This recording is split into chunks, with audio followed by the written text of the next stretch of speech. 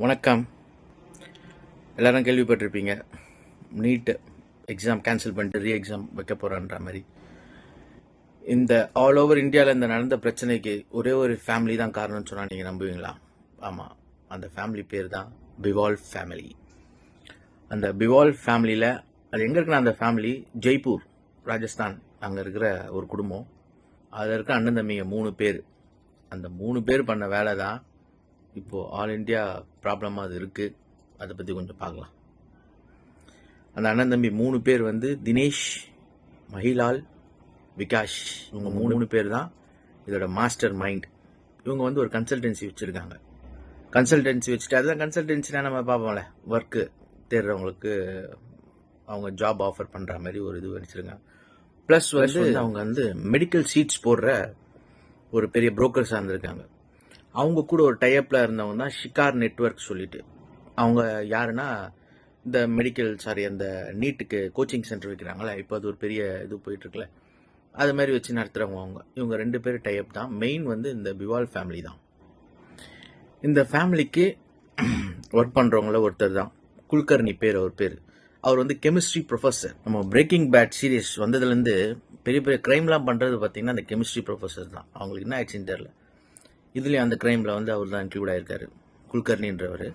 அவர் யாருன்னா, national testing ஏஜென்சின்னு ஒன்று இருக்குது. அந்த ஏஜென்சி தான் என்ன பண்ணுவாங்கன்னா, நீட்டு, யூஜிசி எக்ஸாமு, அந்த ஜேஇ எக்ஸாம்லாம் இருக்குது பார்த்தீங்களா, அது கொஸ்டின் பேப்பர்ஸ் ரெடி பண்ணுறது, எக்ஸாம் கண்டக்ட் பண்ணுறதுக்கு ஒரு டீம். அது நேஷ்னலிஸ்ட் டீம் தான்.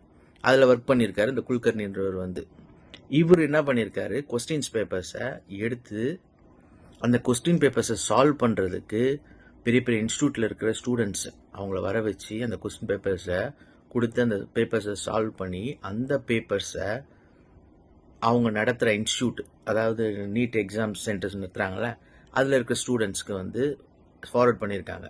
அது வந்து ஒரு ஆப் மூலியமாக ஃபார்வர்ட் பண்ணியிருக்காங்க. புரியுதுங்களா? ஆப் மூலியமாக ஃபார்வர்ட் பண்ணி ஒரு கொஸ்டின் பேப்பர்ஸ், அதாவது சால்வ் பண்ண பேப்பர்ஸோட வேல்யூ எவ்வளோன்னா 25 லட்சத்துலேருந்து 30 லட்சம் வரைக்கும் விற்றுருக்காங்க அந்த பேப்பர்ஸை. இதில் சிபிஐ வந்து ஒரு மெடிக்கல் ஸ்டூடெண்ட்டை, 30 இயர்ஸ் ஓல்டு, இந்த மெடிக்கல் ஸ்டூடெண்ட்டை வந்து அரெஸ்ட் பண்ணியிருக்காங்க. சுபம் சொல்லிட்டு ஒரு ஸ்டூடெண்ட்டை அரெஸ்ட் பண்ணியிருக்காங்க. அவர் தான் வந்து இந்த பேப்பர்ஸ் எல்லாமே கிளியர் பண்ணி அந்த ஸ்டூடெண்ட்ஸ்க்கு ஃபார்வர்ட் பண்ணி விட்டுருக்காங்க அந்த ஆப் மூலியமாக. இந்த பேப்பர்ஸ் வந்து ஒருத்தர், அதாவது ஒரு பொருள் மேனுஃபேக்சர்கிட்டேருந்து டிஸ்ட்ரிபியூட்டர்கிட்ட போகிற வரைக்கும் எவ்வளோ வேல்யூஸ் மாறுமா, அந்த மாதிரி மாறி இருக்கு.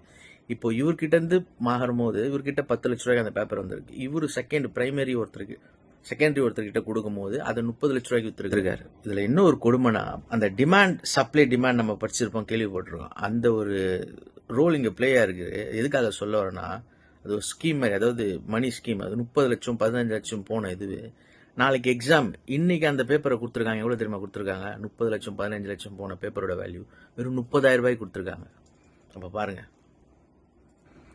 அந்த பொருள் நாளைக்கு அதோட வேல்யூ கம்மியாகுதுன்றதுனால அந்த பேப்பரை 30,000 ரூபாய்க்கு விற்றுருக்காங்க. இதில் என்னன்னா, இப்போ திருப்பியும் அந்த எக்ஸாமை எழுதின பசங்க எவ்வளோ பாதிக்கப்பட்டிருப்பாங்க, எவ்வளோ கஷ்டப்பட்டு படிச்சிருப்பாங்க. நீட்டுன்றது ஒரு அவங்களோட ஆசை தானே. ஒரு எக்ஸாம் எழுதிட்டு நம்ம போவோம், டாக்டர் ஆகுன்ற ஒரு ஆசை. இந்த மாதிரி ஆயிடுச்சு. இப்போ திருப்பி எக்ஸாம் வந்து ஜூன் 21 வந்து எக்ஸாம் கண்டக்ட் பண்ணுறாங்களாம். இப்போது இந்த இன்சிடென்ட் நடந்தது எல்லாமே நார்த், ராஜஸ்தான், பூனே, அந்த மாதிரி இடத்துல, மகாராஷ்டிரா, அந்த மாதிரி இடத்துல நடந்தது. தமிழ்நாட்டிலேருந்து யாருக்கும் அந்த மாதிரி வேலை பண்ணல. இப்போ அவங்களும் அதில் பாதிக்கப்படுறாங்கன்னும் போது ரொம்ப மன கஷ்டமாக இருக்குது. இது கவர்மெண்ட் வந்து என்ன நடவடிக்கை, நம்ம ஸ்டேட் எதுவும் பண்ண முடியாதுங்க. இது எல்லாமே சென்ட்ரல் அண்டரில் வருது. ஸ்டேட் ஒன்றும் பண்ண முடியாது. டிஎம்கே வேறு போராட்டம் எதுவும் பண்ணுறேன்னு இருக்காங்க. சும்மா ஒரு கண் துடைப்பு தானே வச்சுக்காங்களேன். அதில் ஒன்றும் வேல்யூ இல்லை. பசங்க தான் பாதிக்கப்படுறாங்க.